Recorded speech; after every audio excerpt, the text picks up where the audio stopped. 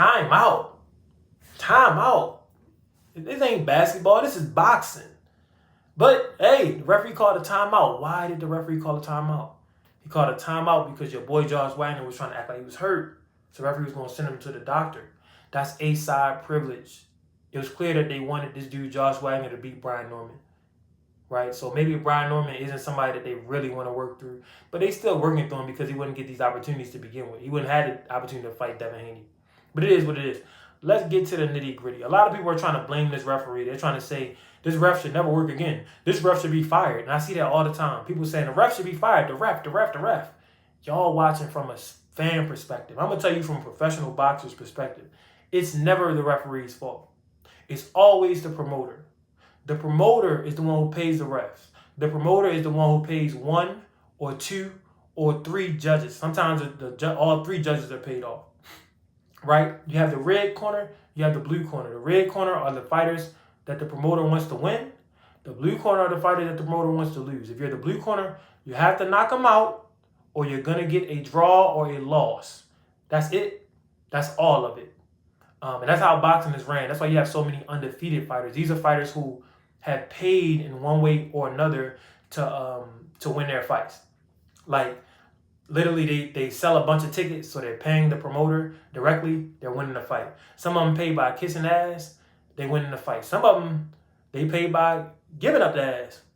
They're going to win the fight. Boom. Now, I'm going to tell you my own personal experience how I know this. So, for those who don't know, I had 47,000 followers on my old TikTok account. I still got a new TikTok account. We're going to be back up. I ain't tripping over that. But a guy, his name's Tony Jetter. Y'all know him, Jetter Promotions. You know, he was a boxer. He was pretty decent.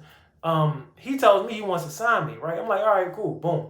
So I start trying to sell tickets, boom.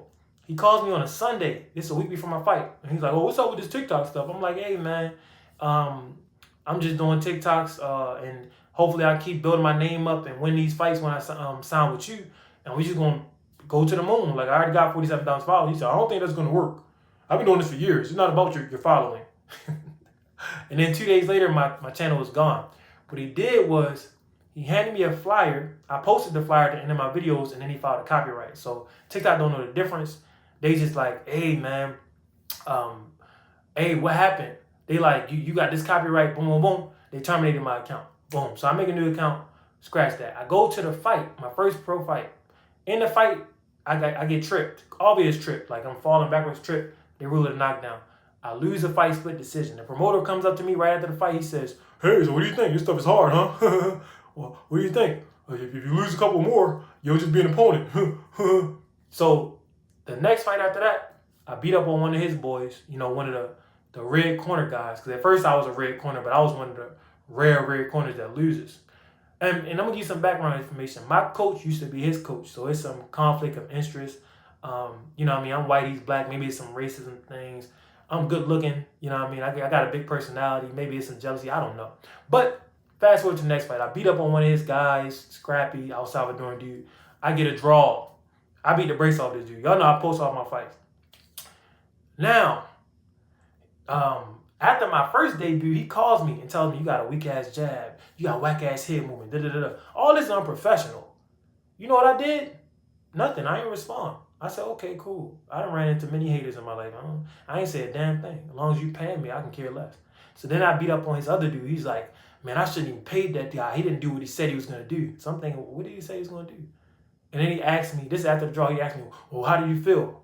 What do you think about the fight? I told him I don't have no thoughts. Because I know that anything I say, he's trying to pull on something. What I'm trying to paint you is a picture of how these promoters really are. And this is why certain dudes have to struggle to get to a certain place in boxing. Now me, I don't want to get to a certain place in boxing because I know what comes with it. I'm not willing to do none of that stuff, none of that ritual stuff, none of it. So, but this is reoccurring in sports. I seen a dude, Jeff T, talk about how his coach would do these little things to him that what my promoter is doing to me. His coach is white as well. And they do that to try to incite you and try to make you upset or depressed or angry, and you can give them a reaction and they feed off the energy. I don't give them anything. I don't say a damn thing. But fast forward. I fight a weight bully, right? Dude's 157. He comes in at 161. I don't give a damn. Just pay me extra money. I don't care. Y'all seen the highlights. I beat the brakes off of that dude.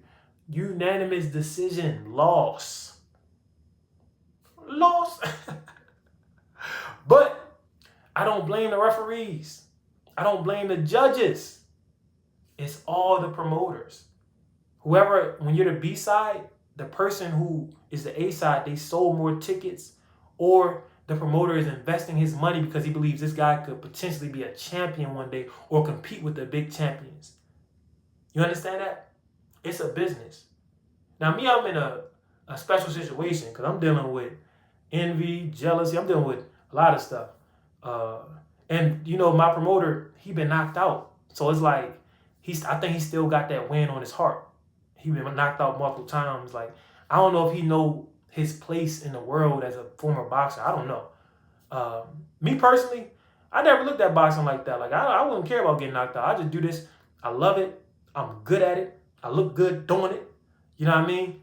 So, and that's part of the game. You might get knocked out. But I think one time he got knocked out and retired for 3 years or something. Like, I don't know. This dude got a lot of baggage. So, I'm in a special situation, but it's nothing, man. Promoters, they rob fighters of their money. They rob them of their health. They cheat them in the fights. And it's all based on who they've already chosen. And I learned that's not just in boxing, that's in life. A lot of the winners are chosen beforehand. And they're going to push them and push them and push them, even if they're not good enough. And that's just what it is. So, the moral to the story, stop blaming the refs. Stop blaming the judges. There's nothing wrong with this referee. He has a job. He got paid to help Josh Wagner win. He got paid to call the timeout. It's just Josh Wagner wasn't good enough. But if Josh Wagner was good enough, they would have done everything in their power. The referee, the bald, tall dude that be with PBC, he got paid to make sure Devin beat Ryan. But Ryan was cheating. Devin was getting beat across the ring. But it was like 3 or 4 knockdowns that the referee didn't call. He got paid to do that. Stop blaming the refs. Always point at the promoters. Say this promotion is crooked. But then when you look around, all promotions are crooked. You know why? They got to look out for themselves. They have to look out for them. It's not about me. It's not about you. It's not about the fans. It's about this right here. And it's about investments. And it's about loyalty. It's about fraternity. It's about a lot of different things. But y'all let me know what y'all think.